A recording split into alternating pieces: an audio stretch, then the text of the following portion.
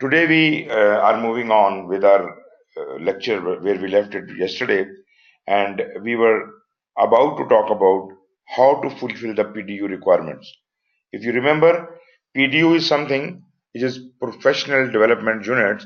You need to gain PDUs after you become a PMP certified professional. So if you are a project management professional, that is the time when you start gathering these PDUs. You need to have 60 PDUs gathered in a period of 3 years. That is the time span you have been certified as a PMP. When you qualify PMP, it stands good for 3 years, and during these 3 years, you are supposed to gather 60 PDUs, which is the basic requirement. And if you do so, then you will have to renew your PMP status by paying $60 if you are a member and $150 if you are not a member of PMI. So, how do you get these PDUs? These PDUs can be received from two different paths. One is called the educational path or educational PDU categories, and the other one is giving back to the profession PDU category. As far as the education PDUs are concerned, they are most important to PMI because that means the person is trying to learn something new through education, through some other means. You are acquiring new knowledge. So that is very precious to PMI. But even if you are distributing what you know, you are dispersing the knowledge of project management to others in any way, that is giving back to the profession. That also counts.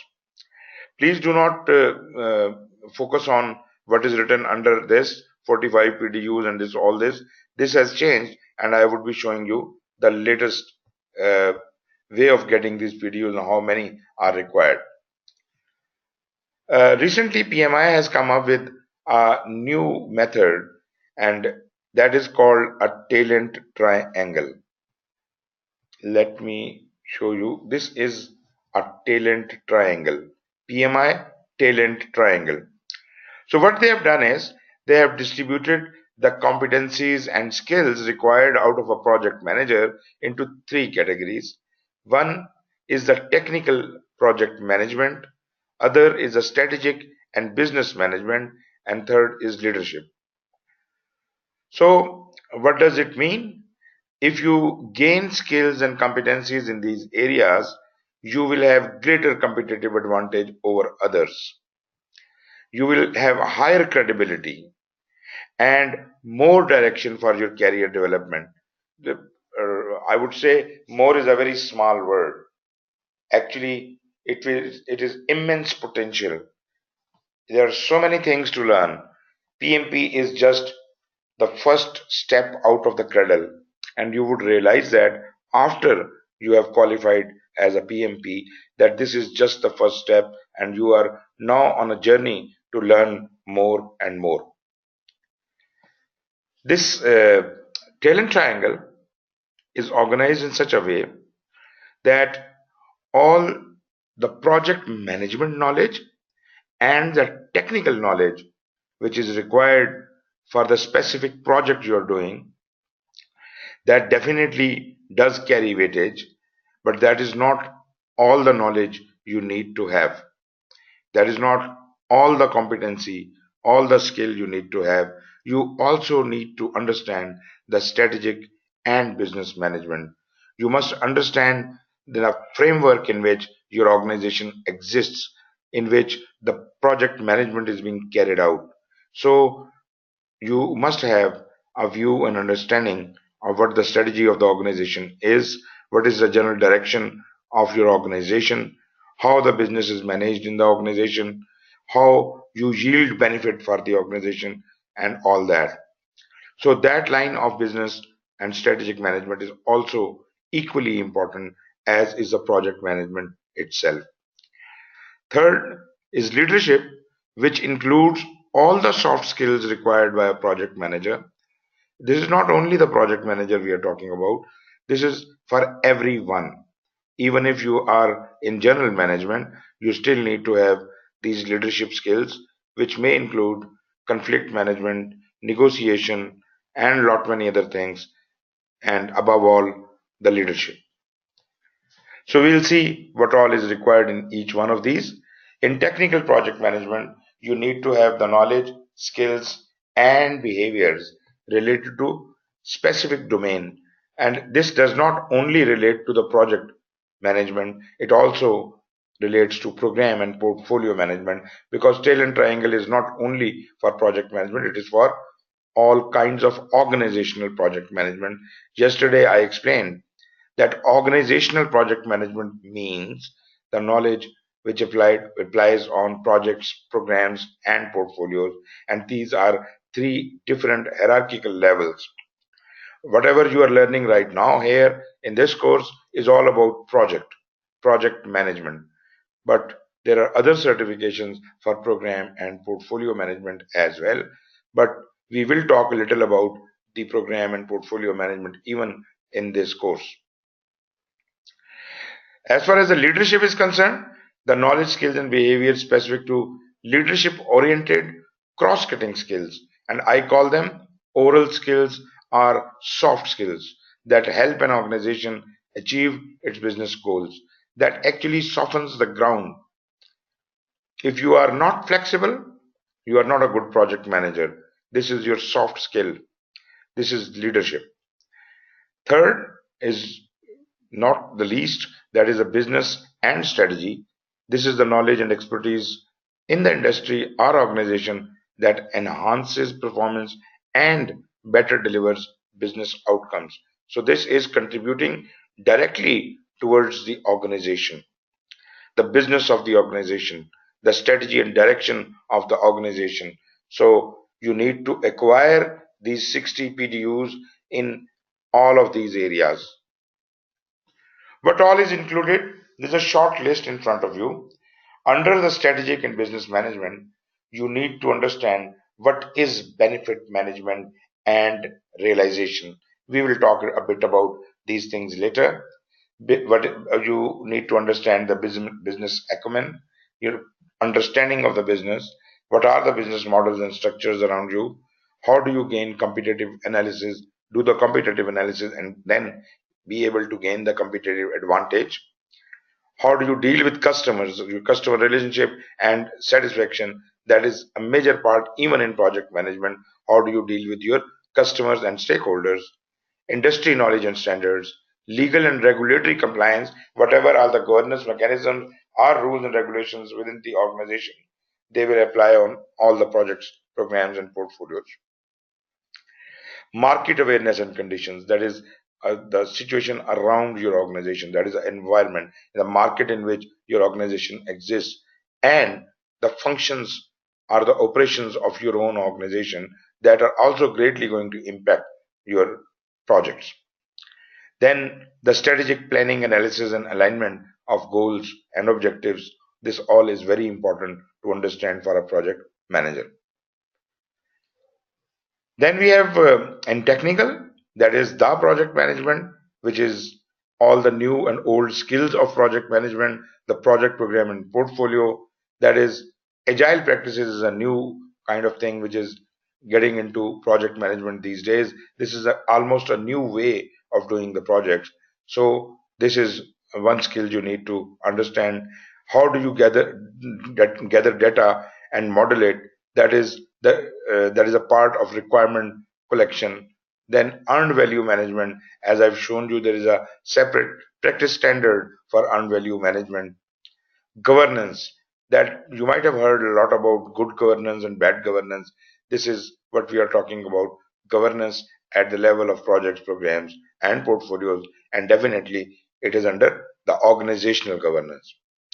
Life cycle management, how the project life cycle, program life cycle, portfolio life cycle, and even the product life cycle is to be managed within the organization. That is something to be understood. Performance management, that is how the progress of projects, programs, and portfolio would be measured. Requirement management and traceability, how do you manage the requirements. Requirement is something which keeps changing throughout the life of the project, and they are important. They are sitting right at the base of your project, and therefore you must understand how the changing requirements can be managed properly and they can be traced back to their origin. Risk management, another very important topic, schedule management, scope management, and time, budget, and cost estimation. All kinds of estimations. This is all what is the technical knowledge. Yes, Idris.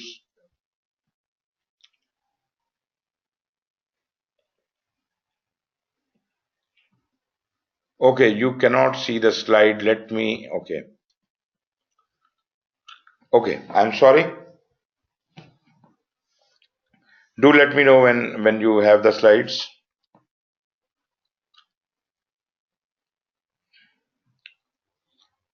Okay, there was nothing important before this. Okay, there is nothing important before this. Assume it to be the very first slide because we are talking about the tail and triangle, and this is what the tail and triangle is. And because now you can see it, you can see exactly what I was discussing under the strategic and business management. They are listed down there. Then under technical, I was just talking about the agile practices, data gathering and modeling, and all that. So this is all there. As far as the leadership is concerned, there are all the soft skills. These are the competencies in guiding and motivating applies to all certifications like PMP, PGMP, and whatever. There are 8 certifications. They all are affected by this. Brainstorming, that is thinking out of the box, that is creativity. So brainstorming plays a very, very important role in project management because it is not always the logic which matters. Basically, this is the creativity which brings in new solutions. So you have to be creative at times with your team and be able to, come up with solutions. Coaching and mentoring, another very important part where you are teaching your people, where you are mentoring them, where you're guiding them. How do you do that? That is important. Conflict management, as I said before, emotional intelligence, that is something in comparison to the other intelligence, which is called IQ, intelligence quotient. So there has to be some kind of a balance between IQ and EQ. We'll talk a bit about that as well. Influencing, that is the core item of our leadership. How do you influence your people? It is not through autocratic style that you influence them always, but it is mostly through your personal charisma, your knowledge, and your skills by which you influence your people, by which you motivate them. So that's it. Then interpersonal skills, how do you communicate with them, how to talk to them, how to do you talk to them, how you listen. If you remember yesterday, we did talk about a number of things in the ECO, the examination content outline, and you might remember that we did talk about active listening. So there are many types of listening: active listening, passive listening, and effective listening. So listening is very important to the project manager, and it is one of the leadership qualities. Negotiation. You may have to be negotiating with your boss, with your, customers, or maybe your subcontractors and all different stakeholders. So this negotiation is again a very important part. And most of the time, what project manager is doing is solving the problem. He's always in problem because projects are based on uncertainty. So there will always be some uncertainty surfacing, some risks coming up, and always you are in a problem solving mode. So that you must be very methodological, you must be very logical, you must have a good IQ to handle the situations like that. And last but not the least is the team building. Team building is how you can take your team along.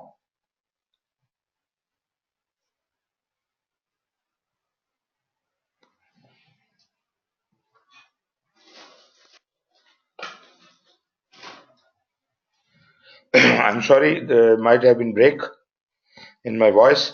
I was talking about problem solving.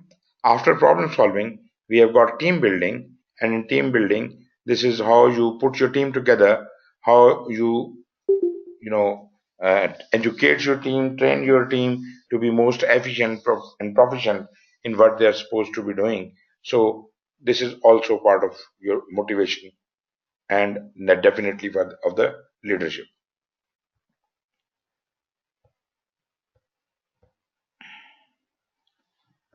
Okay, now let's look at how these 60 PDUs are distributed. As I told you yesterday, for PMP certification, PGMP certification, PFMP certification, and PMI-PBA, which is the business analysis certification, all of these require 60 PDUs in 3 years. Once you qualify any one of these certifications, you need to get 60 PDUs in next 3 years. And as I said before, these 60 PDUs could have been gained out of either education or giving back to the profession. So these are the two categories. Let us see how many PDUs do you require to get in each of these categories. Okay, if you can see this diagram, this actually every dot shows one PDU. Blue stands for technical on the left hand side under education. Blue stands for technical, green stands for leadership, and purple stands for strategic and business management. The minimum requirement for you is to gain at least 8 PDUs in technical, 8 in leadership, and 8 in strategic and business management. That comes out to be 24 PDUs. That is the bare minimum requirement of learning new things. 8 PDUs are essentially 8 hours of training that could be acquired in a single day. So 1 day of training in technical areas, 1 day of training in leadership, and 1 day of training in strategic and business management would be enough in 3 year time as far as the education minimum needs are concerned. But that is not all. If you read it down there under education, it says a minimum of 35 PDUs are to be acquired in the education. The new education you are gaining, it must be at least 35 PDUs in total education. So far, we counted only 24 PDUs which were mandatory. 8 from technical, 8 from leadership, and 8 from strategic and business management. 24 PDUs. So we are short of 11 PDUs. For these 11 PDUs shown here, these 11 PDUs are you can gain from any of the above three areas.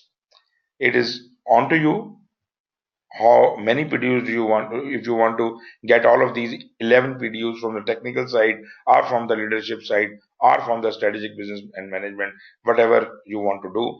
But you cannot have less than 35 PDUs in education. Now 35 PDUs are taken care of. Remaining 25 PDUs could be gained from giving back to the profession. You see, why it says a minimum of 35 PDUs in education and a maximum of 25 PDUs in giving back. That means you can get all the 60 PDUs from education, but the minimum requirement is 35. You see, you may not gain any PDU in giving back to the profession. You gain all the 60 PDUs from education. PMI will recognize that. That is okay with PMI. But at least 35 PDUs should be there. Out of those 35 PDUs, 8 should be at least from the technical area, 8 from the leadership, 8 from the strategic and business management. Remaining 11 could be from any one of these areas. So if you only fulfill 35 PDUs from the education side, the remaining 25 PDUs can be received from three different ways. You could volunteer for any project management related venture. It could be any volunteer body.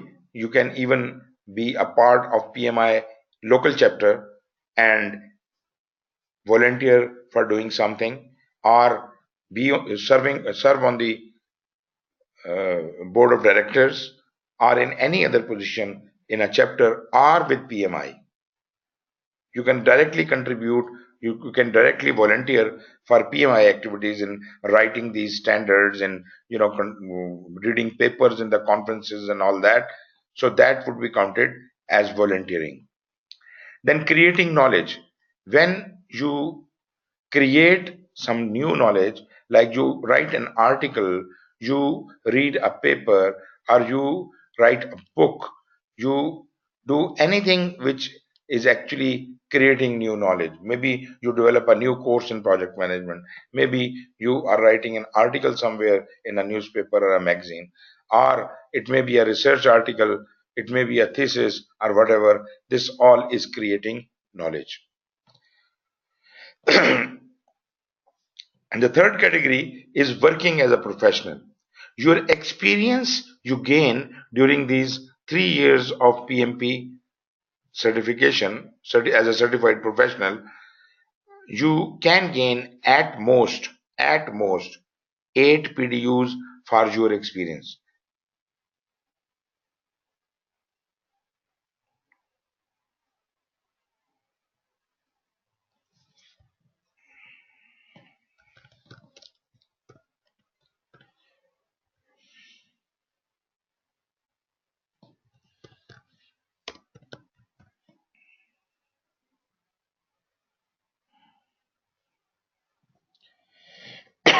I'm sorry, we again had some problem with the audio.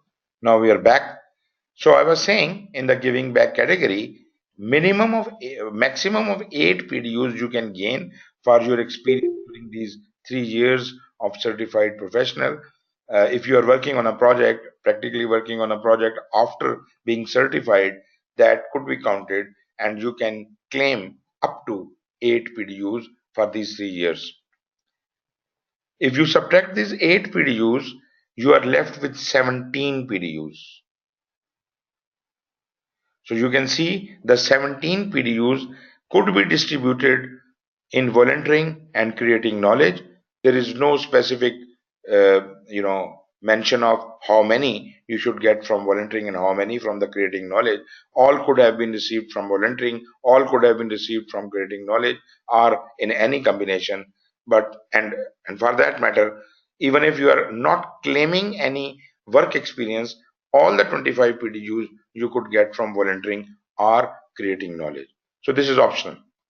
But the limitation is no more than 8 PDUs from experience. Right? Hope you understand this distribution. If there is anything which is not clear, do let me know as if I can explain it further. Anyone? Any questions? Ji Mubin. Actually, I had a question that why only if we get 8 PDUs from our professional experience, since we are already being involved in technical situations where we need technical skills, leadership skills, and even sometimes the strategic business management skills. So the PMI says we can only get 8 PDUs out of with professional working. People are working more than 30 years, more than 40 years in their career. So does that mean they only have 8 PDUs in their entire 40 years? Is there some kind of difference if with respect to time? Okay.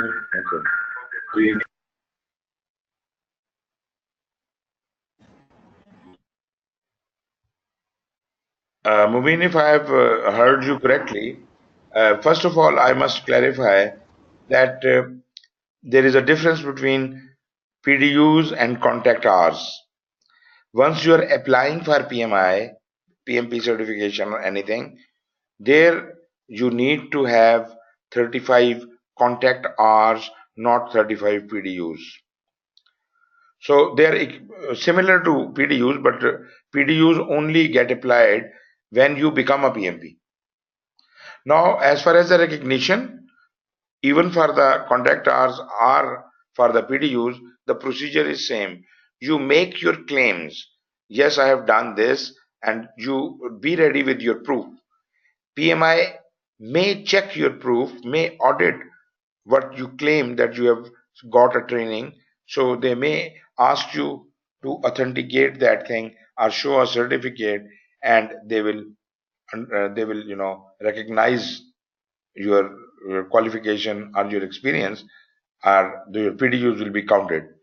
But you see, if you are unable to prove that PDU or contract hours will not be counted. But once again, I must say that PDUs are different and contract hours are different. Once you will become a PMP, only then you need to have 60 PDUs gained over 3 years of period. And contract hours are required before you apply for PMP. Am I clear about it, Mubin?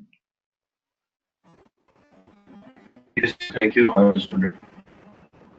Wonderful. Anyone else?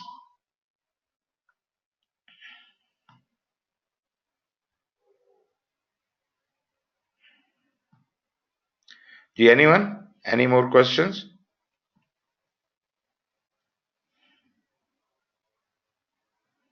I think we can. Okay, fine. So if you got this picture, although this is not important right now, it is only important when you become a PMP. But I'm just explaining it for the sake of it, that you should know what future holds for you. Once you will become PMP, how are you going to maintain? How many PDUs you need to maintain? So this is for, as I said, PMP, PGMP, PFMP, and PBA, and for other certifications like risk management, like scheduling management, scheduling professional, agile certified professional. These three certifications, you have 30 PDUs to complete. So that is again not important for you, but it is almost a half, and the law or rules are exactly almost the half. So you need to have 4 PDUs in each one of these categories, and your total PDUs which are required here are 18 PDUs are required at a minimum to fulfill the education requirement, and remaining 12 PDUs could have been received from giving back, out of which only 4 will be counted for your experience, and remaining 8 could have been received from volunteering or creating knowledge. Anyways, this information is not directly affecting you because you are more interested in PMP certification, and therefore the 60 PDU mark is for you. Just to look at uh, what are the different categories in which you can claim your PDUs, even in education. Although this is no more available on PMI website, but I just want to explain what kinds of ways are available by which you can get the educational categories. The category A, it is no more valid, but they used to have these categories. Category A was considered the PMI recognized registered education providers. There are companies, commercial companies, and volunteer chapters like PMI chapter, all PMI chapters in the world. There are more than 254 PMI chapters worldwide. These chapters are automatically registered education providers of PMI. They are volunteer bodies, and they can disseminate training authorized by PMI. Moreover, there are other companies who are commercial concerns, and they are training people. They can also be certified as registered education providers. So they are normally considered as category A training providers. Then we have got category B. This is if you are not getting a training from a REP, you are not getting a training from category A, then you could have gotten this training or education from anywhere in the world. It could be a university, it could be a college, it could be any seminar or workshop or training from any service provider in the world, provided that training relates to the latest concepts and standards of project management. So you can claim that as well, and that will be accepted also. So 1 hour of training in category A or B would give you 1 PDU. So this is very simple. Then we have got category C. This is interesting. You can also claim your education by reading books or looking at videos, watching videos, learning from CD-ROMs, from podcasts, from any such means. Maybe you can say that we have got a discussion in the office today, and we discussed for 2 hours, and we learned a lot many things about project management there. So 2 hours means 2 PDUs can be claimed against that. These are difficult to prove, but these are called self-directed learning. You can say I read a book in 3 hours, so I claim 3 PDUs. Yes, you can claim these 3 PDUs, but there is a limit. You cannot claim all the PDUs in this category. You can't just keep reading books or discussing things with other people or coaching others and mentoring others and keep claiming those PDUs. But you should keep it to the minimum. It is again 1 hour of involvement in any of these activities will give you 1 PDU. Then we come over to the other category, that is the giving back to the profession. Uh, this is category D. This is creating new project management knowledge, as we have seen in the previous thing. How do you create knowledge? You could be an author or co-author of a project management textbook. You could be author or co-author of a peer-reviewed article, that is some research journal. Then you may be reading a paper somewhere which is not peer reviewed, which is not a research. It could be a white paper, it could be just a paper, it could be in a PMI conference or anywhere else in the world. So this could also be considered as giving back to the profession. Authoring an article in any blog or PMI bookshelf or any such like things, or in any electronic newsletter, right? Like I have been writing in Karachi, Lahore, and Islamabad chapter newsletters, which are published electronically. So I have been regularly writing in them. Author of an article of an official organization, profession, or company. You can write something in the blog of your own company or your own website. That can also be counted. Presenting in a webinar or a podcast, creating a course by yourself on the subject of project management, serving as a speaker or instructor in a project management related course or presentation, serving as a moderator of a project management related relevant discussion, serving as a subject matter expert in a panel discussion. So you see, these are only some of the ways by which you can give back to the profession. So again, 1 hour of involvement will give you 1 PDU. Then is the category E, which is volunteer services. You can work with local PMI chapter. You can work with PMI global headquarter. You can be involved in PMI global congresses or any events organized by PMI or the local chapter. There are many opportunities in PMI. You could be a member of board of directors or member of advisory board.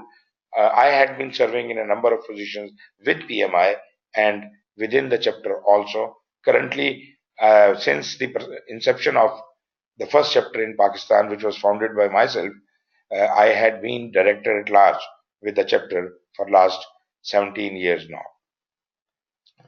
But for this is an honorary kind of position I'm holding, and this does not give me any PDUs.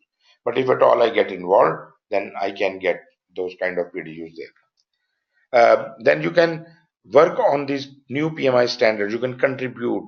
You can help write those standards. I have been doing that in a number of standards, program management standard, PMBOK, and many other standards I have been working, and I have been regularly getting PDUs for those things. Participating in activities for PMI certification department. Maybe you enroll yourself as a PMP to write the PMP questions, or maybe to conduct the survey or role delineation study or something like that. So whatever role PMI will allocate that you will have to do, then you will also get PDUs for that. Participating in any research activity or anything else. So these are just some examples of what I have already talked about. Category F is working as a professional, and as I told you, the current rule says not more than eight PDUs can be gained. The slides I'm showing you right now, they are older ones. So they show 15 PDUs, which is not correct right now. It is only 8 PDUs you can get at maximum. So don't go on these slides. I just wanted to show you the different categories, three categories of the education and three categories of the giving back to the profession. I just wanted to show you those. Do not read the PDU rule or all other things because that might not be relevant in the current scenario. So this is all. These are the PDUs you need to complete. Now, if you have got this much, any questions so far? Please raise your hand if you have.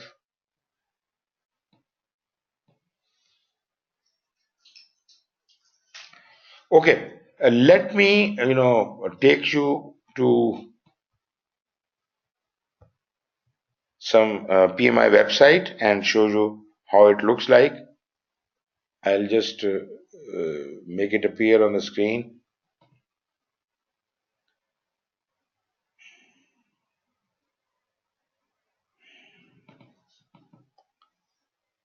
Okay.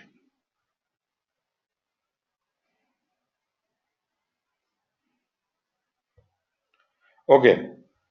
Do let me know when you can see this.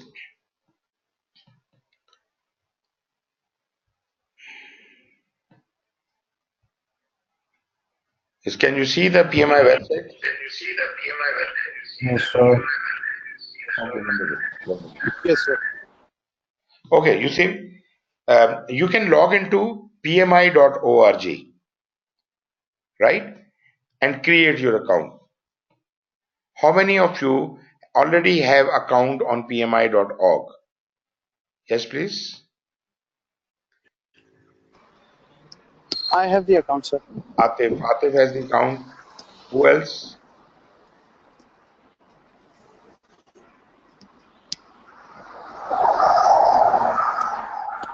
Shahid, do you have the account? I have, sir. Do you have? Shahid has the account. Ali, you also might have the account on PMI. Login account. Yes, sir. Yes, of course. So most of you are having the account, but you are, I don't know why you are hiding it, but you are. So you can log into that and you will have a My PMI icon available to you. This will show your complete data, and your certification status. Like you can see here PMI-ACP. This is Agile Certified Professional. I hold this certification. PMP. This is current status. How many PDUs I have gained so far and how many are left. I have to complete 17.5 more. And how much time is left? My renewal is due in 2019. So still through April 2019, I will have to complete another 17.5 PDUs and then I can renew this PMP certification. Similarly, PGMP, PFMP, I need to have 41 PDUs by 2020. For RMP, I need to have 13.4 5 PDUs more by May 2020. For scheduling professional, again, by 5 July to 2020, I need to have 13.5 more. PBA, by 2020, I need to have 42.5. This is the maximum number so far. My CAPM certification has expired. So if at all I want to gain it, I will have to apply again. You see, so currently I am holding 7 certifications and one has expired. Okay. So you see the status here. I can go to certification. When you click on certification, you have all these certifications listed here, right? You can see PMP. You can click on PMP here. Wait for a while.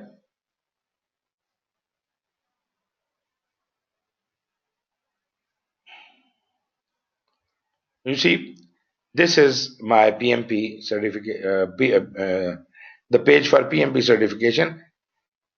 Can you all see this? Apply for PMP certification, apply now. Can you see the cursor? Apply now. If you click here, your application will start. But because I am logged in as myself and I am already a certified professional, so if I click here, I don't know what will happen. It would probably tell me that I am already certified. But when you are not certified, probably you will be offered the form to fill in which you start filling your application. But before doing all that, so it is now telling me that your CAPM certification is currently expired, PMP you are certified, and your holder since 2000 and this and all that. All this data is available here. Right. So I can go back to my PMI, rather to the certification. But before you apply for for the PMP certification, I said you must get your membership. So here you will get your membership, become a member. Because I am already a member, so it is asking me to renew my membership. But if you are not a member, you will be asked to apply for membership. So before you apply for certification, apply for membership, you will have to spend about $129 plus $10, 139. And if you join the local chapter, I don't know which chapter you want to join. Whichever chapter you want to join, there will be a different fee. For Islamabad chapter, it is $15. For Karachi chapter, it is $20. For Lahore chapter, I don't know what they are charging right now, but you can learn it from this PMI website. How much the local chapters will charge you. So that is exactly what you will have to pay for renewal of your membership or becoming a new member. Once you have applied for that and you have paid for that, you will be allocated a PMI number. If you go back to if I go back to my PMI number in dashboard, let us see what is my PMI number. This is my profile. This is my PMI number, 278760. I am member since 20th October 2001 and my membership is due for renewal in October 2018. So, all this data is available. So you will apply for the membership from here. You will apply for the certification from here, and rest everything will be easier for you. Now, let me show you another thing. There is another website by the name of projectmanagement.com.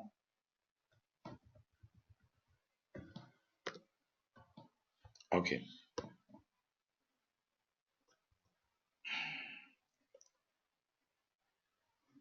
Just tell me if I am sorry if I lost sound in between, but I was just explaining what is there on the PMI website. I said go to the PMI website, create your account, go to the membership and apply for your membership, and only then go for the application of PMP certification or any certification you want to apply for. Right. So what do you see now?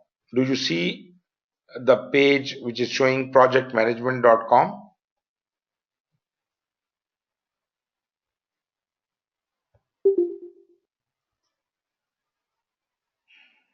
Okay, this is www.projectmanagement.com. Now, what is this site? This site is bought by PMI. This is owned by PMI now. It used to be called ganthead.com in the past, but ganthead.com is no more, and now it has been bought by PMI and PMI owns it. So this is a great resource. This website is a wonderful and great resource. You see, here you can gain your PDUs.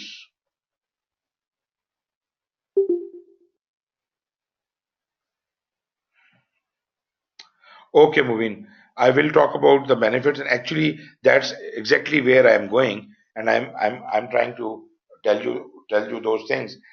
Um, Let me first address this, that how can you gain your PDUs just because of this site?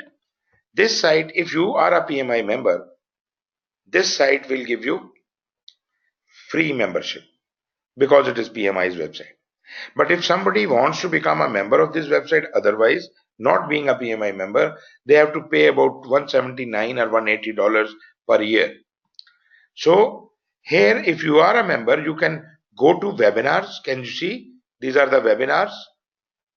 There are live webinars, there are on-demand webinars, and you can start earning PDUs. Just keep looking at those webinars, keep watching each webinar. Each webinar is 1 hour long, and that will give you one PDU. If you just listen to that, if you just listen to a webinar, it will give you one PDU. Say I'm going for on-demand webinars.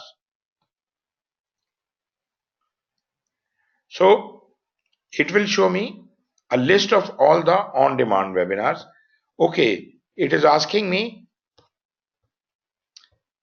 to select which industry I'm interested in. Maybe those webinars which are related to that industry would be shown in front.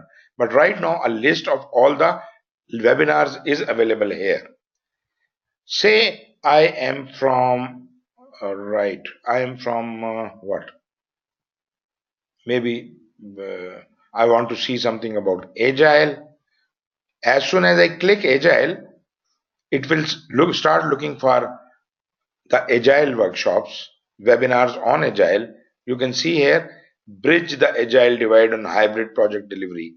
That is by Anton.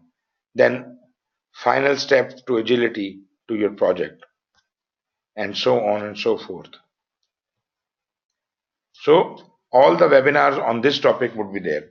Not only that, you can uncheck it, and you can go for all those webinars which are going to give you PDU for PMP.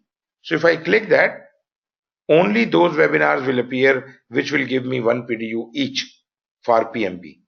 So you can keep listening to these. This is not a difficult thing. Only 60 webinars you have to listen in 3 years, and this is completely free of cost. You don't have to pay anything to anyone. So this is the easiest way. Now, if you want that, I want to have those webinars which are from the PMI talent triangle, the technical webinars or leadership or strategic. So you can click these. Maybe you are going for technical.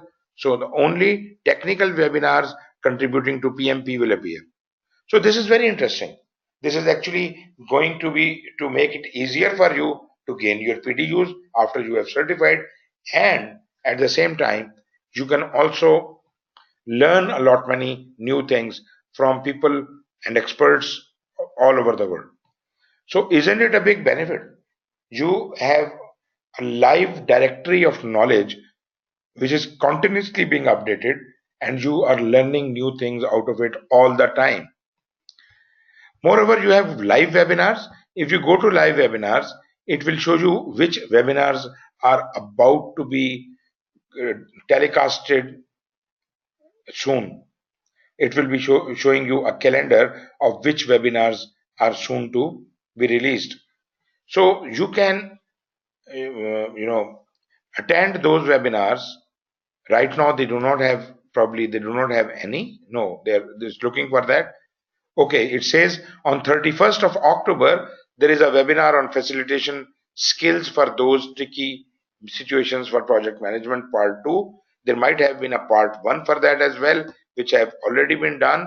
So this is the part 2, and this is going to be on 31st of October at 1 p.m. Eastern time. So if you are interested in that, you can book yourself for this webinar. You can click here, go to that webinar, and you see, if you are not a member, because right now probably I'm not logged in as a member, that's why it is not showing me. Let me log in from here. So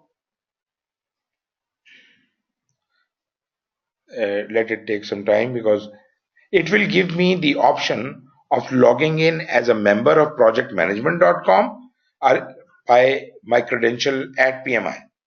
So I would rather go for my membership, which is there in PMI. So I will not log in here, log in with projectmanagement.com. No, I don't want that. I don't want to be logged in with my Facebook account. I want to be logged in with my PMI account, because any webinars I attend here would then automatically be reported to PMI, and the database will be updated, and they would automatically know that I have got these PDUs. So let us go into it, log in with PMI. So this is my password. I enter into it.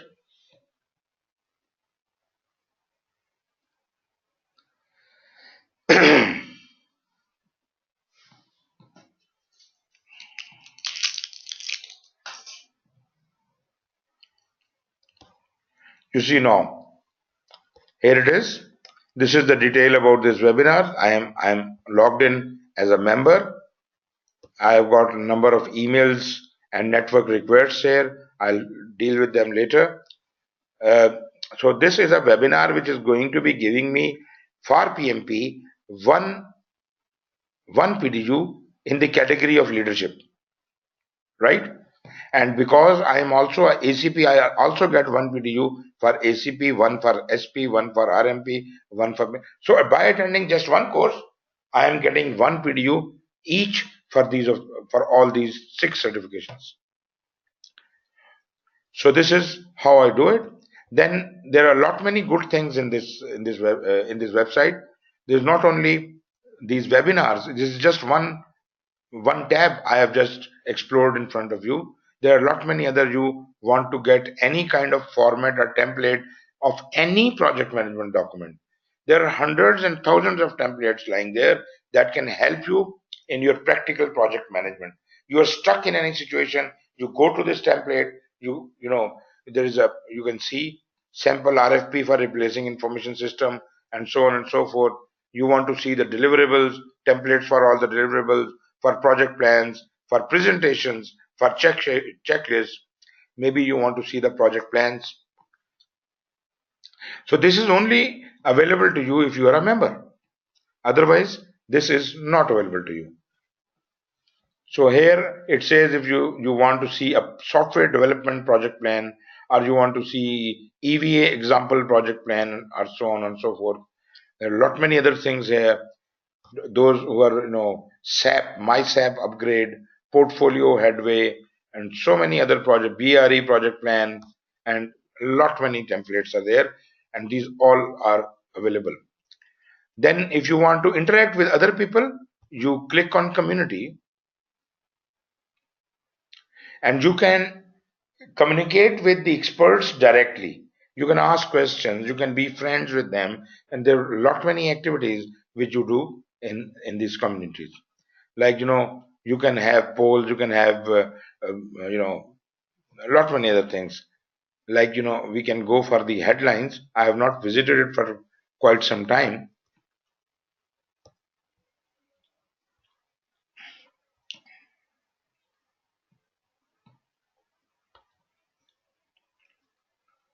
So it will show me who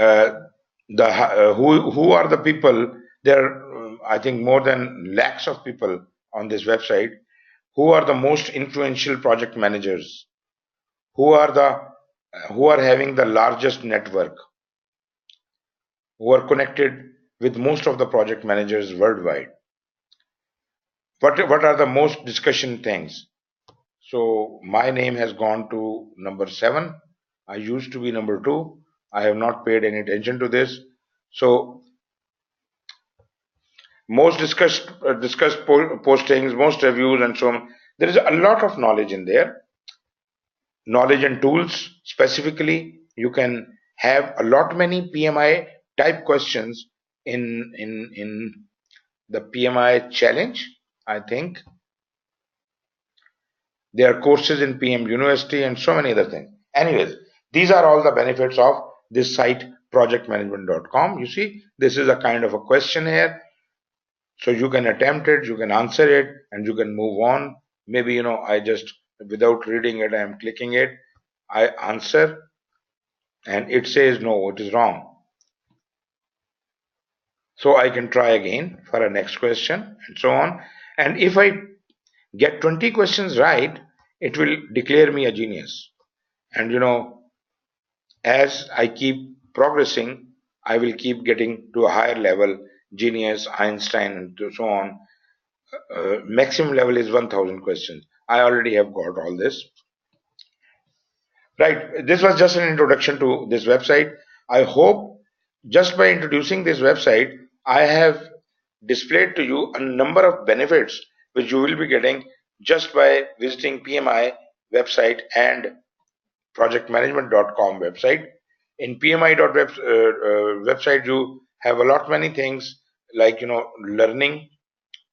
You have got there are a lot many things. These are all the journals, project management journals, the research journals, news and articles. PM Network is a monthly magazine with all the latest articles in there.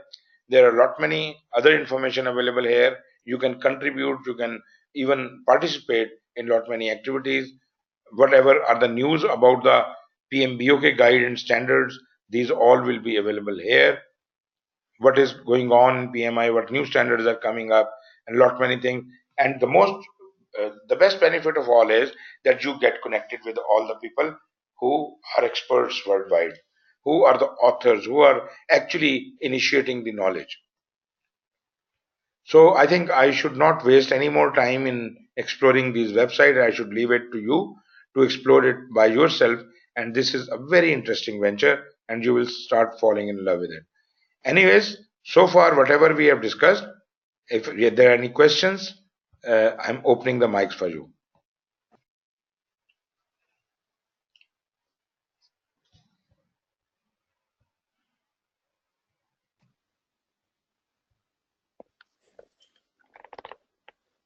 Kijnam,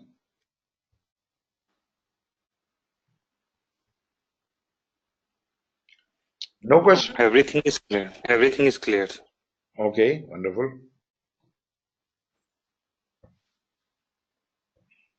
Inshallah, we will take our time to explore the sites. Yeah, of course, you. Okay, let me start the next presentation, and that is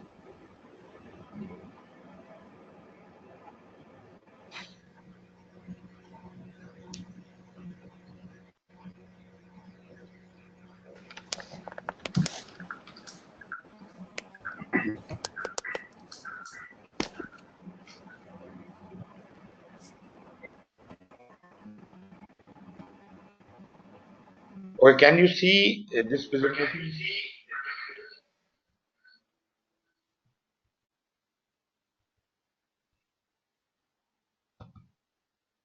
Just give me a minute. I'll just fix this problem.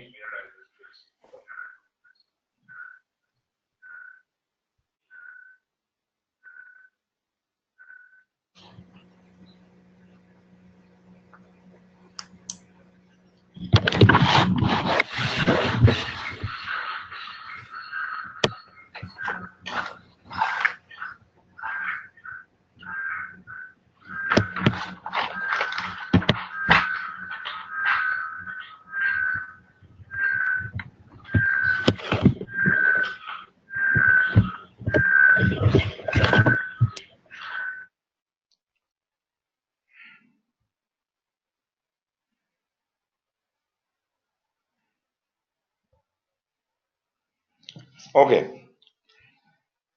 We are moving on to the very first presentation. Whatever we have covered so far, it was all about what is PMI, what is PMP, how do you apply for that, and things like that.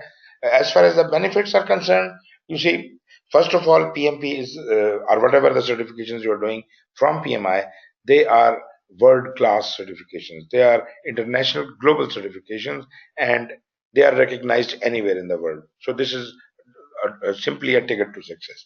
Then I said that once you become a PMP, immediately you get yourself into a completely new world of knowledge, and you feel like a baby who has put first step into the sea of knowledge, and there is a lot to explore.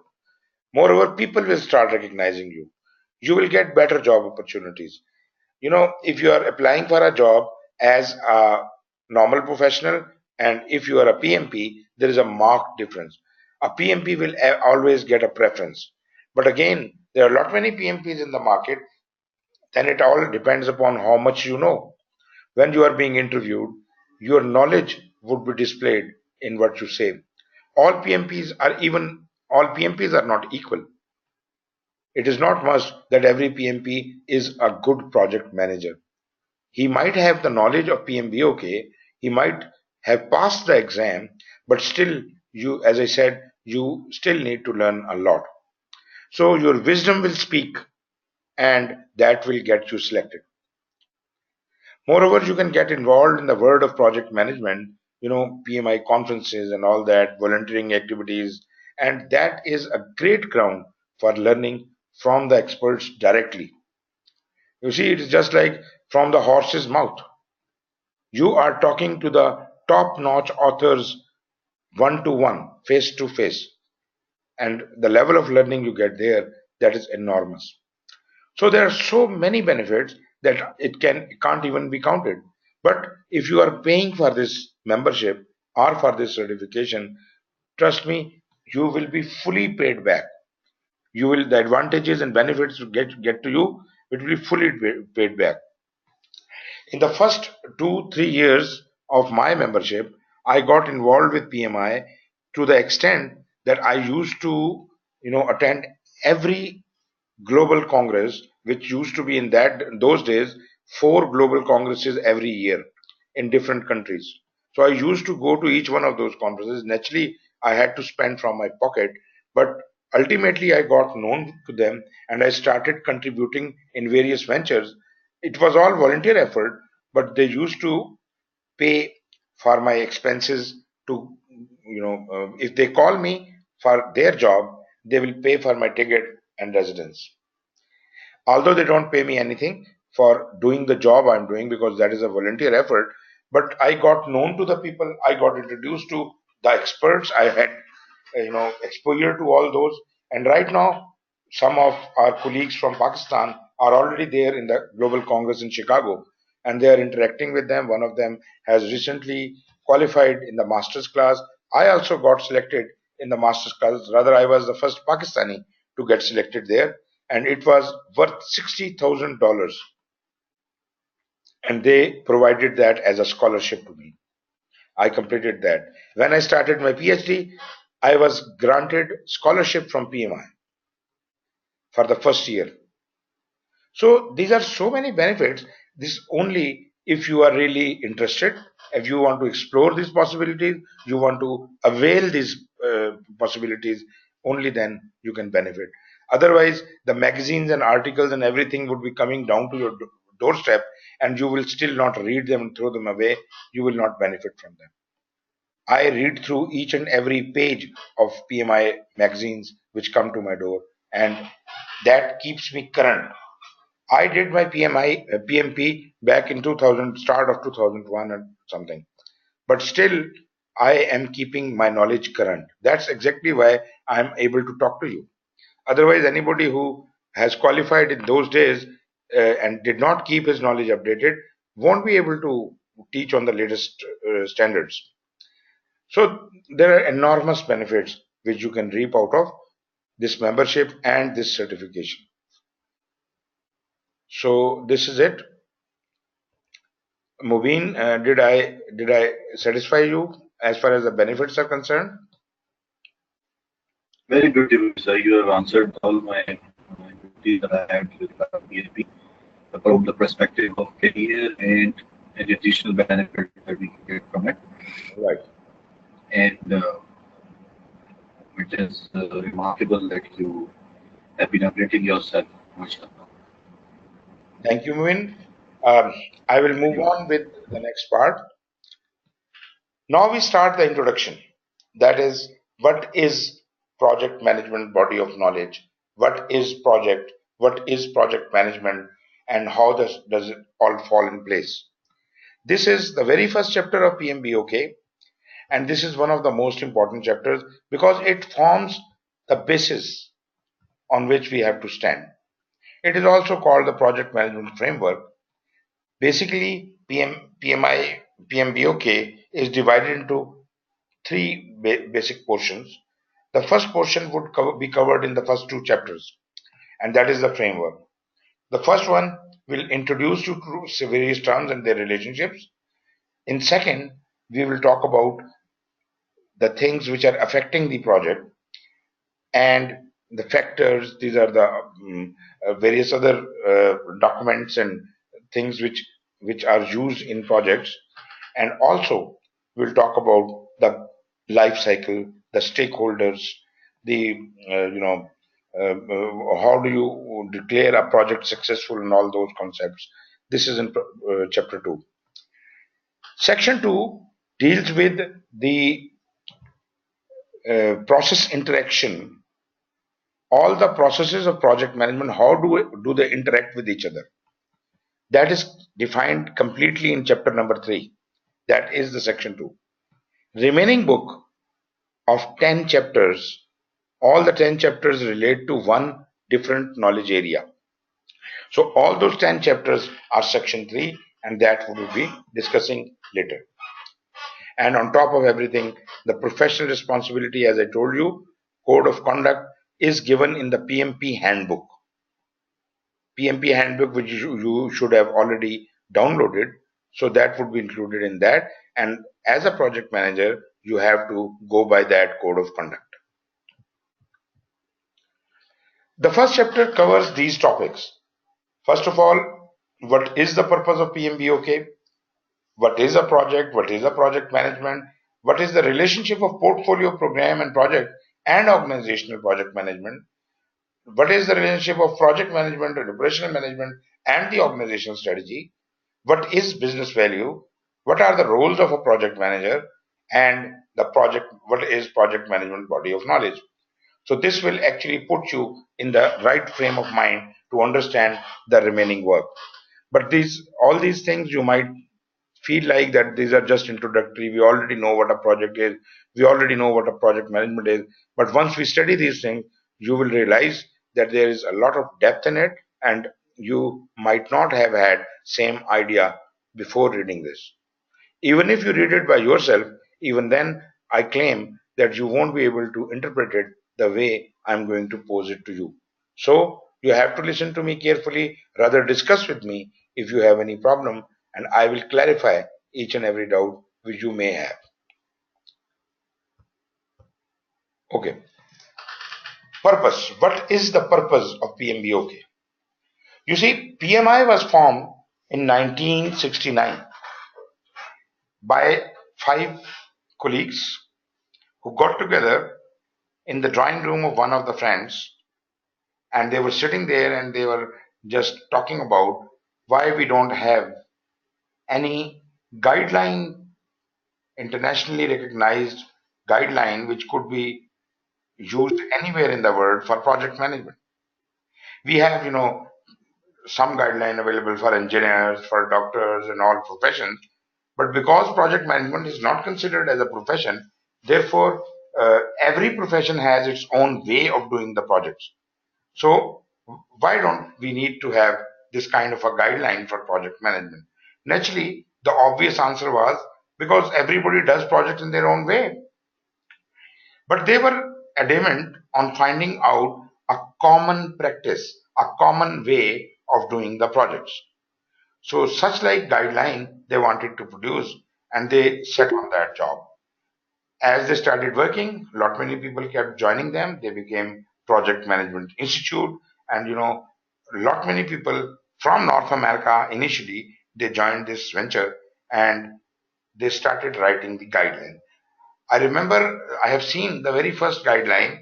It was hardly a page long, 1 page long, just points written there. Number 1 point, we should do this. Number 2, number 3, number 4, and like that. Later on, they just kept growing it. it came out to be a 12-page document. In that 12-page document, they somehow created a kind of a framework. This is how the project should generally be done. But naturally, it was not very detailed. And later on, it kept growing and growing and growing. The first PMBOK was published in 1996, which is not a very long story. 1996 is just around the corner. Today we are in 2017, so we are talking about almost less than 20 years, or a little more than 21 years, just 21 years back. The very first guide to project management body of knowledge, the standard, was released for the very first time to this world. So when this standard was released, people started gathering together and they started agreeing to whatever is written there, and they started contributing, and they realized that this is something which is evolving. Whatever has been written is not cast in stone, and it has to be continuously revised. So they made a rule that this will be revised after every 4 years. So the second edition of PMBOK came up in 2000, then in 2004, and so on and so forth. But it was probably the third edition when it got late for 1 year due to some reasons. But therefore, this delay is now shown that the sixth edition has just released in 2017, in September 2017. So it is approximately four-year cycle. After every 4 year, they come up with a new standard. Who writes this standard? Actually, it's not one author or some big author. No, it is people like you and me. Hundreds and thousands of people like you and me contribute towards the PMBOK. You are reading the PMBOK. You may have your observations. You can send them to PMI. PMI will note it down, and if it is a valid point, it will be entertained in the next edition. Next edition, they will form a team, a core team. There will be a program management for that, manager for that. There will be a core team, and every team member would have a number of other active team members, and then there are passive team members. There are more than 5 to 15,000 people who contribute to one standard at a time. So this is something which is not a brainchild of a single learned man, but many learned people are there contributing to it, and therefore this is a wonderful standard which comes out. Some people may disagree with some of the things, but most of the people, most of the time, agree with what is written in the PMBOK, and also we understand that this is evolutionary in nature and it will be continuously enhanced and improved. I have seen since I passed my exam on second edition. I've seen third edition, fourth edition. I've worked on third edition. I had been part of the core team. I worked on fourth edition. I was not there in fifth edition. I reviewed the fifth edition and sixth edition. But you see, people are contributing, and every time I see there is improvement in the coming standard. Sixth edition is even better, but naturally we need to give it some time to stabilize. I don't recommend anyone to be appearing in the sixth edition exam very soon, because let it stabilize, let it become bug free, and then only you should be able to appear in that exam. But naturally, if you are already a PMP by that time, you don't need to appear again. But naturally, you must go through PMBOK at your own. There are many people coming to my courses who are already PMPs, and they just want to learn about the latest standard. And by this, they gain 35 PDUs. You get 35 contact hours. They get 35 PDUs. So by attending one course, they will get 35 PDUs out of the 60 they need. So that is a wonderful opportunity also to learn new things as well as get your PDUs. So the purpose of this standard was basically the identification. Identifying what? You see, first of all, let me explain identification. What are we trying to identify? It says those practices which are generally used in project management by different people around the world. We have to identify all those practices. So list down all those practices. But you see, it does not say that this is an exhaustive, description of every concept and every idea. It is just an identification. The project manager should be able to do this, this, this, and this. But you see, a little explanation may be provided in PMBOK, but it is not an extensive study. There might be many books written on that topic elsewhere, but PMBOK will just refer to that. So do not expect it to be an exhaustive description of the topic, but just an identification of that topic in relation with project management. So do not expect it to be very exhaustive and descriptive. You see, I would say this PMBOK thing is like a MBA in a box. In a very consolidated period of 35 hours, I'll teach you the whole book. And that is whatever is being taught in MBA, almost everything is covered here. But naturally, we cannot go into that much detail, which you cover in a whole course. And even that is not sufficient. So this is just the identification. That is the first characteristic, the first purpose. Identify. What to identify? That subset of project management body of knowledge that is generally recognized as good practice. Let me explain each and everything. It says that subset of project management body of knowledge, meaning what? That the body of knowledge of project management is very vast, but this guide, this standard is not covering everything, but it is identifying certain portions of that which are required to be known generally by all project managers worldwide. So this is general recognition of that part of the whole body of knowledge. So PMI does not claim it to be the body of knowledge. They claim it to be the significant part of body of knowledge. What do you mean by general recognition? That everybody in the world, all the project managers worldwide are generally in agreement that whatever PMI says does does represent the common practices of project management from all areas. So without any demarcation of it is a construction project or a IT project or a medical project or whatever, but these are generally recognized. These are the practices which needs to be done in every kind of project worldwide.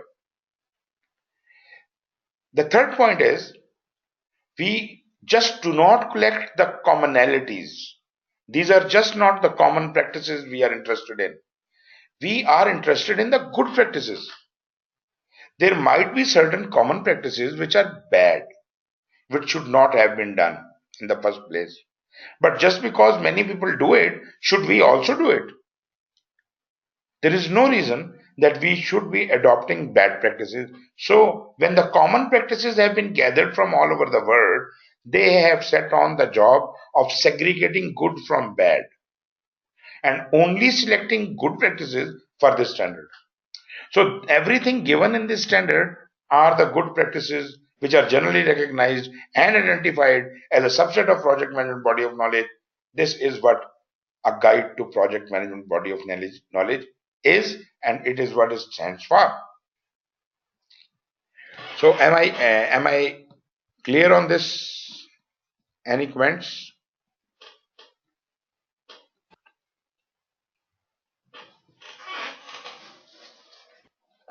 Thank you. I'm okay. You see, I'll greatly appreciate if you raise your hand and you contest, you debate with me that this is not the right idea, or maybe I'm not explaining the thing the I right way. just want to see if there was something positive done by the PMI. Your voice is broken, Mubin. If you can You just will write down in the chat window, I would be able to understand.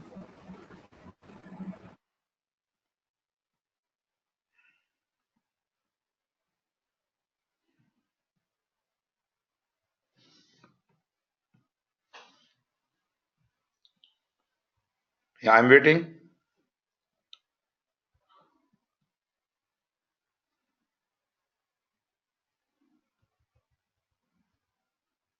Okay.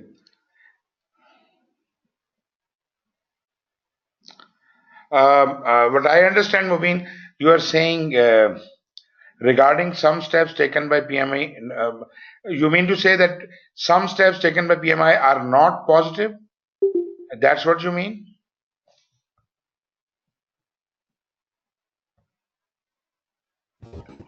This is actually what I mentioned. Many there are some things that were done not actually very good. Should not have been done. Should not have been done. Should mean that You mean the should practice, not have been done.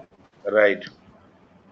You mean the practices given in the standard are not right? Is that what you mean? Exactly. Okay. I will assure you. I will assure you because I have been involved with the with this PMBOK for a very long time. I can assure you whatever is written in PMBOK has its justification. The people who oppose it, they might have their reasons, but I would say that they are unable to interpret the right meaning. Once you go along with me, once you study with me, I will try to clarify each and everything which is written in PMBOK. I will try to justify. And if there is a debate, you are welcome to debate. You are welcome to put up the points.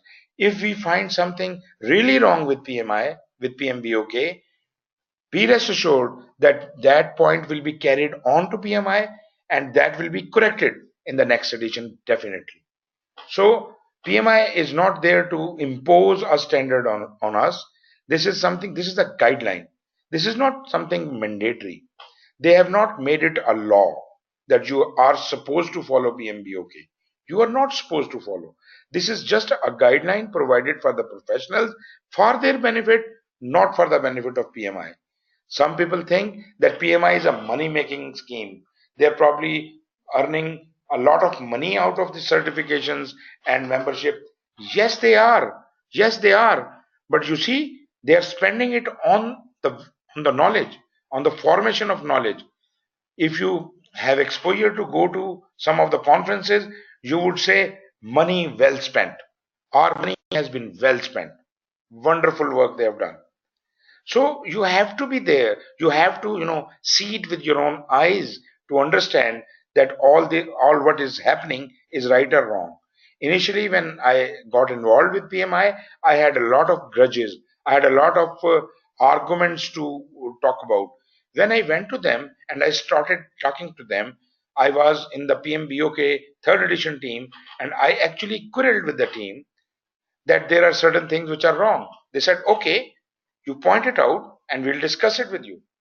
And then they made it very clear to me why there are certain flaws which could not have been corrected so far and will be ultimately corrected through evolutionary process of revision. But what they do is they determine the best value. If there are 20 flaws and they think that in the next edition we can do only 5, they will focus on the greatest 5. Maximum benefit they will gain out of it. There might be some other points which could be corrected later and they do not have that big an impact. So ultimately those things are corrected. Still, I myself had certain objections in the way they are formatting certain items, and I have intimated them. This is not on their priority, but things are being improving. Every time new standard comes and it improves. So for all practical purposes, if you are following a version of PMBOK, a edition of PMBOK, first thing is you must believe it. You must believe it. If you don't believe it, it will be of no use to you. You should be ready to defend it. If you can you can look at it from that angle, the things will change. They will look better. But if you start fighting with the standard, you will get nowhere. So yes, there might be small little mistakes, but overall there is nothing wrong with the standard. This is a wonderful standard, and you will ultimately be able to agree with me. Ji Mubin.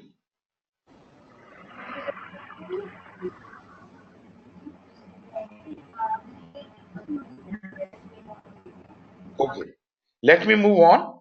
So as far as the purpose is concerned, I have told you three things: identification, journal recognition, and good practice. Let me talk a bit more about good practice.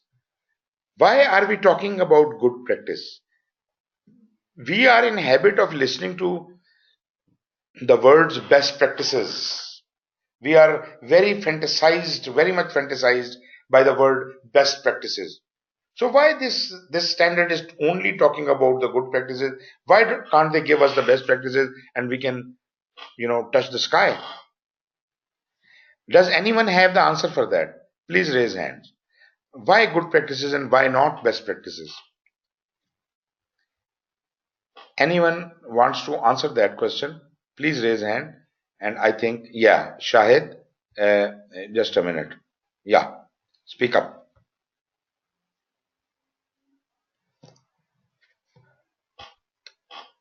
Shahid will wait. Sir, yes.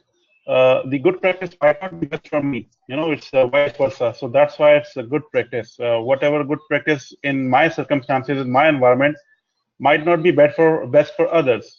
So I believe that is because of this. Okay, this is one way of looking at it. Anyone else? Please raise hand. Atif, anything from you? Yes, Atif. Just a minute. Yes, please speak up.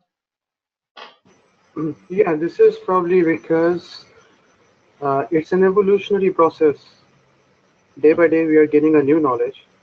So we cannot put a benchmark or threshold that these are the best practices and nothing new could be added into it.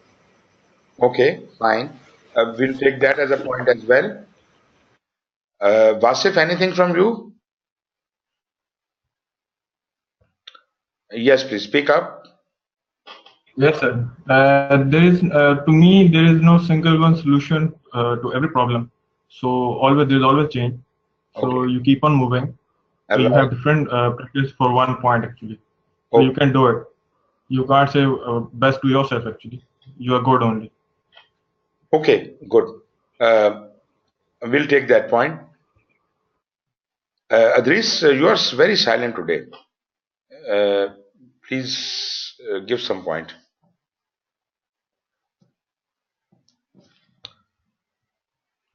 Your mobile or your web? Which one?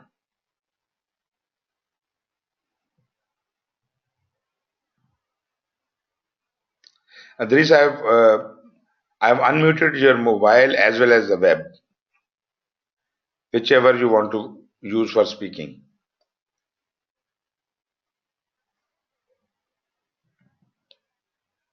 Okay, okay. If you Um, want to write, yeah, no, it's fine. Actually, today I got some problem with my connection. Means there is some issue okay, here. So that's why I'm getting the things very late, very late. So okay, means this is the issue actually today with me. So okay, that's why I keep yeah. okay, fine, fine. Okay, what we have? Ali, anything from your side?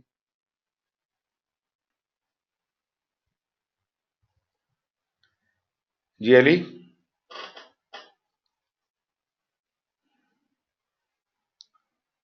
Okay, fine. Right. Let me explain it to you. You see, in our normal practice, if there is no standard, if there is nobody guiding me, I am doing things in my own way. I do not have a mechanism of comparing what I am doing with anyone else. I don't know whatever I am doing is good enough for me. Uh, The way another person is doing is maybe good enough for him. So when we try to compare with each other, first of all, we fight it out. My mechanism of doing the things is better than yours. And even if I agree that his method is better than mine, then it is just a comparison. So maybe I adopt what he is doing because I feel and I think that is the better one. But who is there to decide what is the best? If there is no margin described already between the good and bad, how can I try to be the best? If IBM has some best practices and I know those best practices, what can I do with them?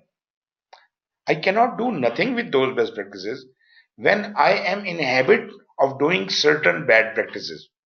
Because those best practices are not telling me how to eradicate the bad practices. Rather, I don't even know what are those bad practices. I just know these are my practices. Some of them are good, some of them are bad. I have never analyzed myself. And whatever I do, I think this is the way to do it. Therefore, this is how I do it. Now, when somebody sets on the job of standardizing something, they will help us sort good from bad. They will guide us which of the habits which we are doing are generally considered bad by most of the people in the world or in a community. So if some of the habits are considered generally bad, I would have to rethink and I have to eradicate those habits. So standardization can only tell me good from bad. That's it. It cannot ever give me the best because best is of no use to me at this stage. Right? So standards will always give you good practices. Standards, no matter it is PMBOK or any other standard in the world, you do have ISO standards. You do have many other standards, safety standards, and so many other standards. Those standards are just telling you the right way of doing the things. That is a good practice. If you want to operate this machine, press this button, connect this with that, and these are the good practices. I could have done it in a haphazard manner. I do not switch on the thing and I connect it first and it gets short and then I go back to square one and I start doing it again by hit and trial. So if I know the mechanism of doing something in the most efficient manner, that would just be a good practice, not the best practice. There might be someone out there in the world who might have even a better method of doing the same thing than what is the good practice. We are not competing against anyone. We are just trying to find what is good and what is bad. You see, if you are doing project management without any knowledge of any comparison with others, you don't know what is good or what is bad, then you are trying to survive in a sea. In a sea of projects, you are trying to survive, and most of the time you are drowning, you are fighting out, and you just try to come out of the water and breathe. And if you are able to breathe, you are very happy. But after some time again some problem comes and again you start drowning. So you are between good and bad practices. You are unable to identify what is good and what is bad. If somebody comes and tells you a mechanism by which you can keep your nose out of the water all the time, that would be good practice. But that is only survival training. That is only to survive you in these waters. You will not drown now. Just because you are doing everything according to the good practices, you will not drown. But it is not the best way of doing it. So we are not concerned about the best right now. I just want to survive. Therefore, I must follow the good practices. Now, following the good practices does not mean that I will never drown. Maybe I commit some big mistake and I do drown even if I am following all the good practices. But this makes it possible for me to survive longer, or it enhances the chances of my success. Enhances, not assures, no guarantees. It enhances my chances of success. When I know all the good practices and I follow all the good practices, at least I and my organization will be confident in me that this person can handle the things. He can work alone. We don't have to guide him all the time. So he will do something about it because he is educated, he has knowledge, he has skills about the right and good practices. Now, once you learn the art of swimming over water or keeping your nose out of the water, only then you want to move faster or swim faster in the water. And as you learn your moves, you ultimately may become the best swimmer. Then you can compete against other swimmers and win the big way. That would be comparing yourself with other organizations or other individuals and moving towards best practices.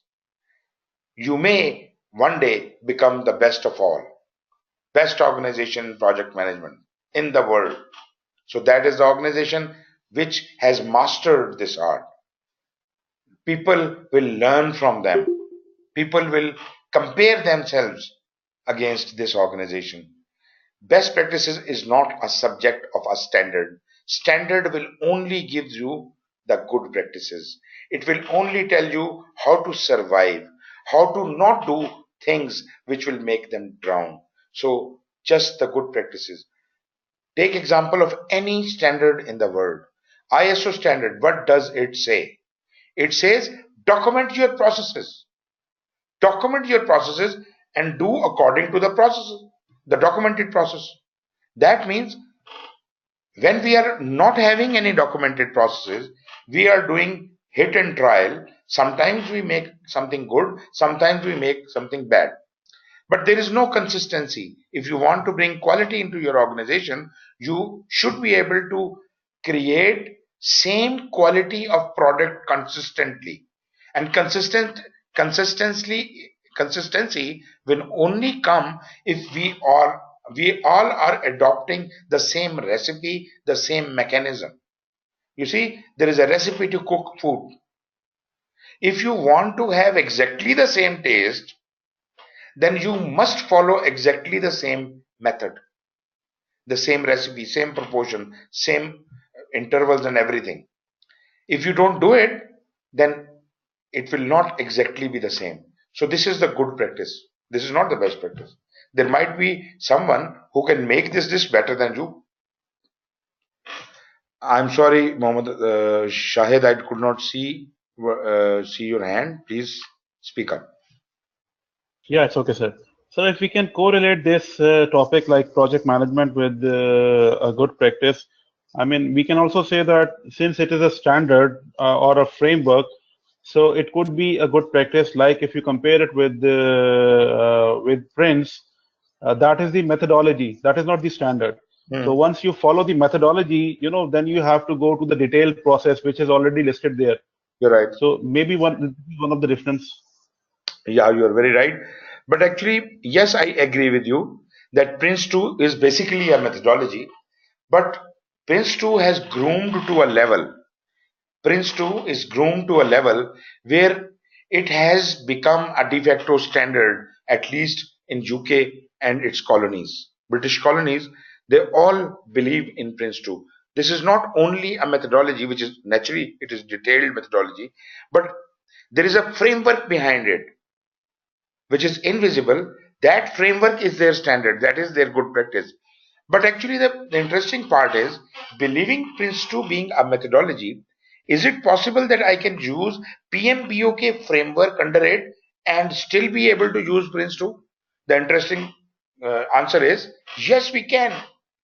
You can use any framework behind it, you can use any standard behind it and still be able to use that methodology.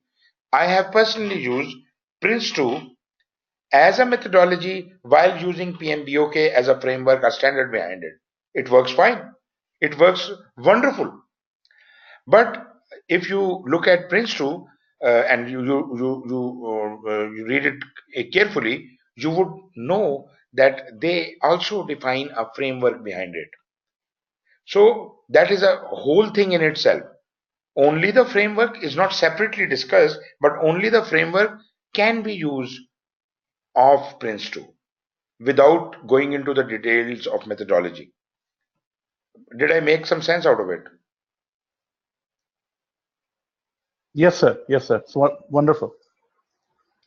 Okay. So this was a discussion about the good practice, and this I really wanted to, convey to you, because this the difference between the good practice, bad practice, and best practice is not known to you, known to most of the people. Even when they become PMP, they don't know. They don't know, really. Trust me. Then we have the best practices.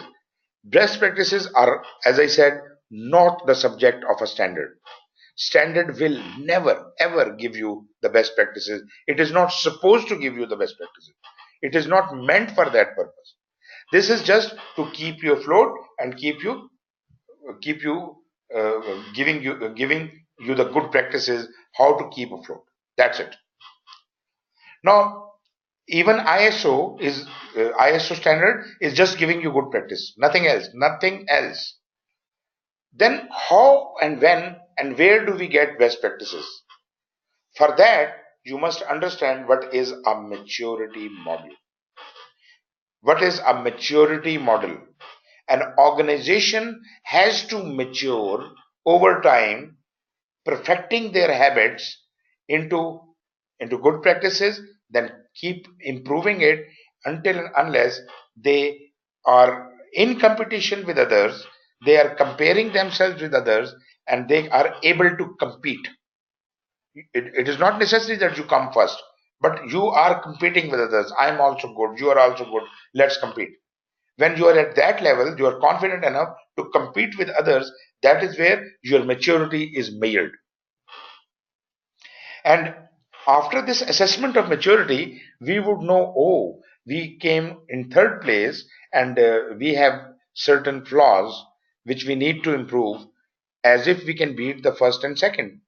And to beat first and second, I have to correct these problems which are existing in my system.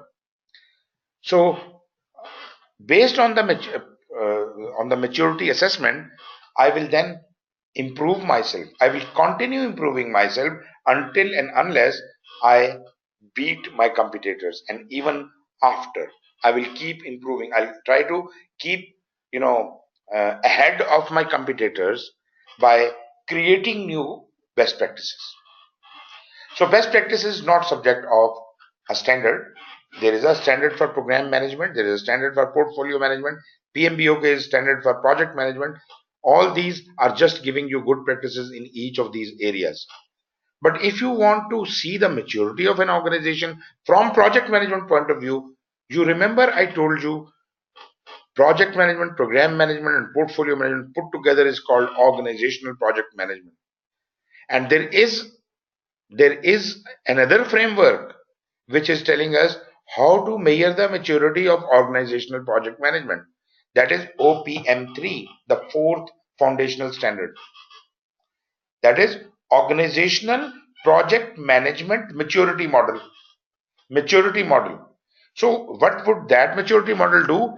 That would test your project management practices separately, program management practices separately, portfolio management practices separately, and then grade you accordingly in comparison with others, and it will check your best practices.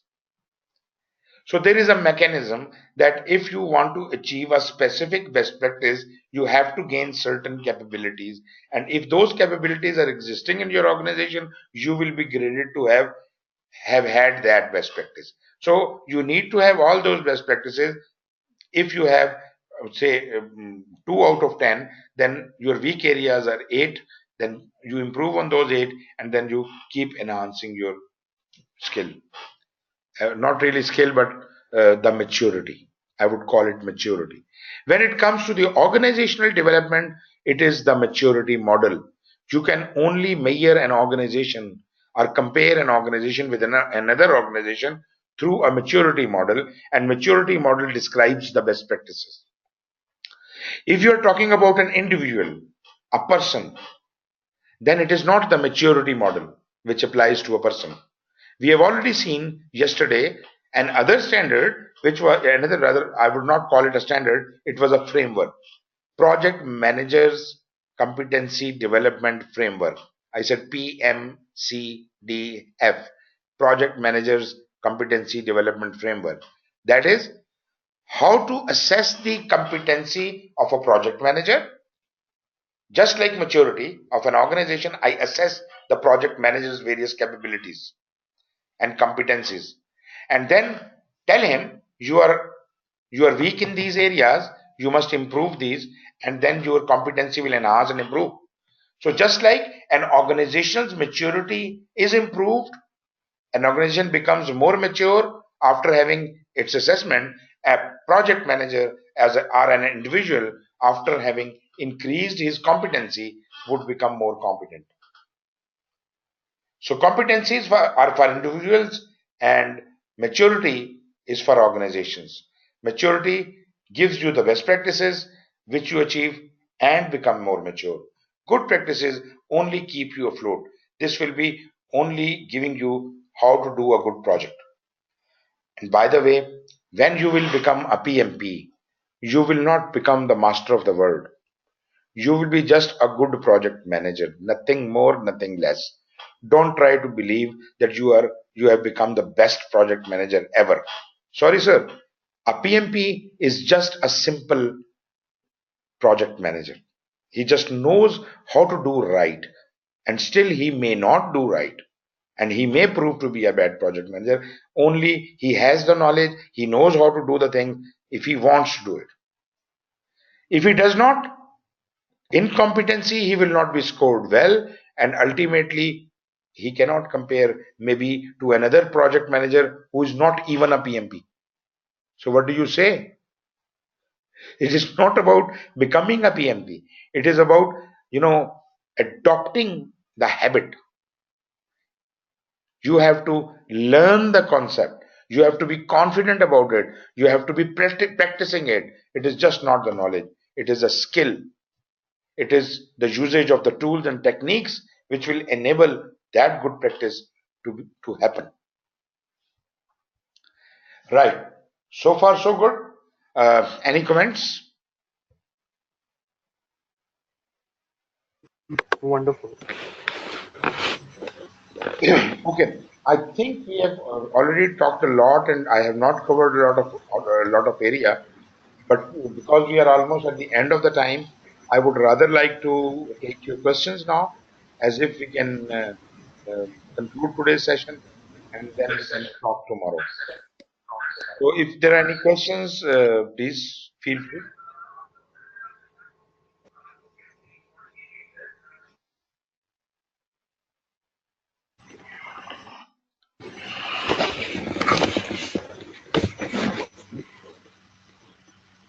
Anyone?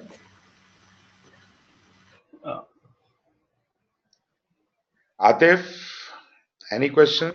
Sir, everything is quite clear and it was wonderfully explained. Okay, great. Agreed? No, sir. Thank you. Everything is good now. Wonderful. Ali, you are very silent today. What's happening? Ali has not spoken a single word today. One thing, sir, could you please share these slides with us? So that I just couldn't get time. I will just convert it into the video and put it all together, and I'll share the link. I forgot it yesterday. Actually, I was too busy, but I'll do that. no problem. No problem. It will be a great support, sir. Ji Shahid, anything from your side?